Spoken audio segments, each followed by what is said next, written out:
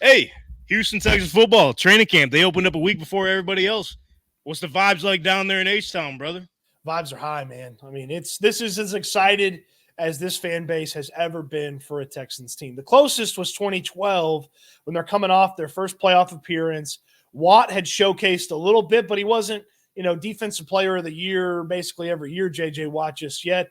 And they had a quarterback and they liked the coach, Gary Kubiak. But that quarterback, Matt Schaub, I mean, he wasn't anywhere near what CJ Stroud is. The defense had promise, but this defense just feels loaded.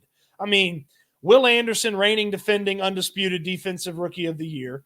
Uh, you got Daniil Hunter over there on the other side of him, $50 million man. I mean, he looks like he's a creative player. Azeez Al-Shire is the linebacker they signed from the Titans. We don't talk about him enough. He's out here flying around. He's great value, Fred Warner, right now for this team. And then Derek Stingley, if he plays the entire year, he's going to be an all-pro at corner. And then Kamari Lassiter, the rookie that everybody was worried about that they drafted in the second round, including me. He's been a freak as a rookie. I mean, he's locked down that spot opposite Stingley. So, that's the defense. I hadn't even talked about the best wide receiver core in football and Joe Mixon over here running the ball for him. I forgot about Joe Mixon. They're definitely up there for sure. You shaking in your boots over there? Listen, I'm not shaking.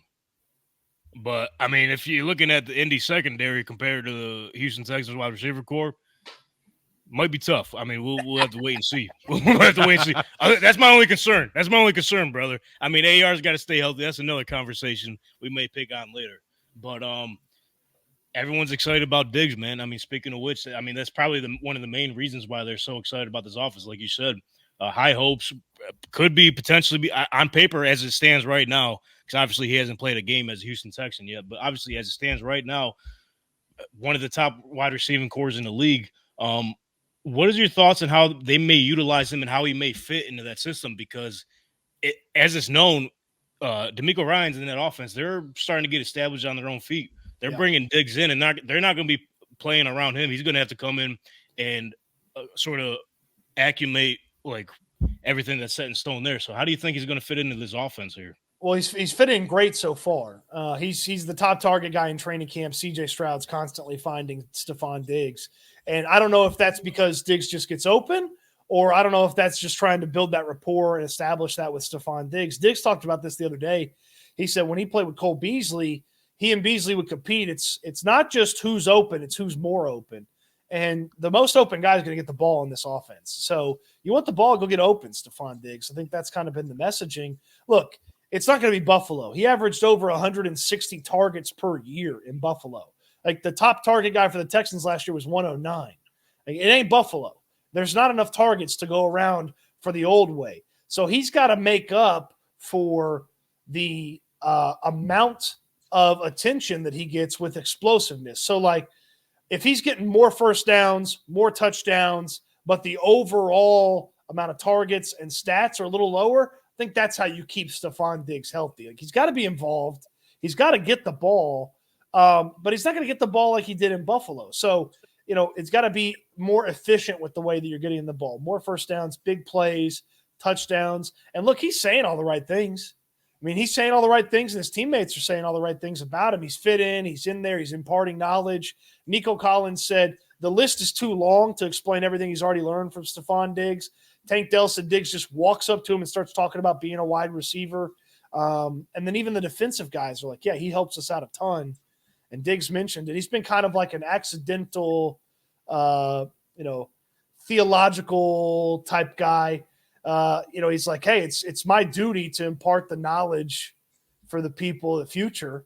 And it's been really fun to hear how he's kind of fit in seamlessly to this team.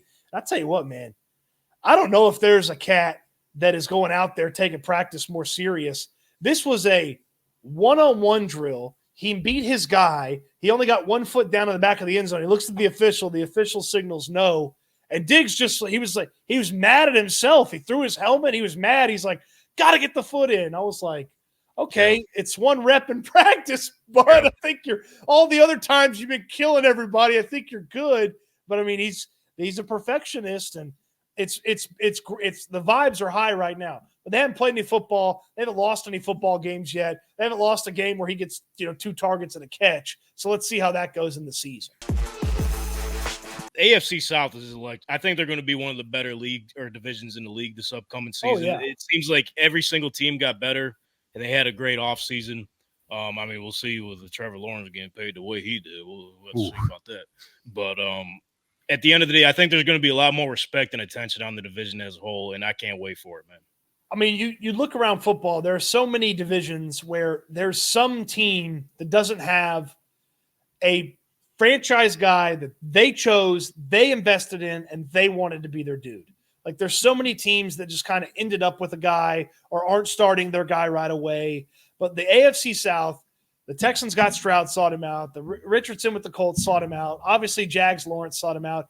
And then the Titans, they took a little bit of a gamble, but they sought out Will Levis and went out there and got him, traded up for him. And it's a rarity to have all 4 teams in the division with their franchise guy early in his career, teams committed to him. He's unquestioned the starter.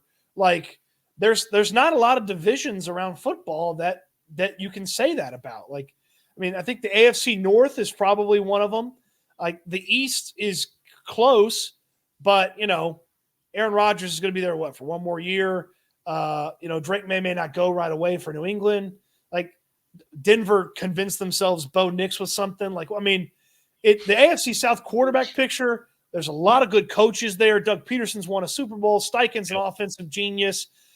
Callahan has been a part of an offense that's been fantastic in Cincinnati. And then D'Amico was damn near the coach of the year last year. Like, it's a really solid division. It ain't the AFC North. That's the division where everybody. Oh, no, that's far way above. Yeah. Yeah, it's not the AFC North, but damn it, the AFC South's darn good. The Titans bringing up the rear there. They got to help you out. But, I mean, for 3 teams to be within one game of the playoff last year, like it's a really good division. And, if the Titans could bring up the rear a little bit easier, they'd, it'd be an even more impressive division. Yeah, get your popcorn ready. That's what I'm going to say, NFL fans, because AFC South is going to be electric.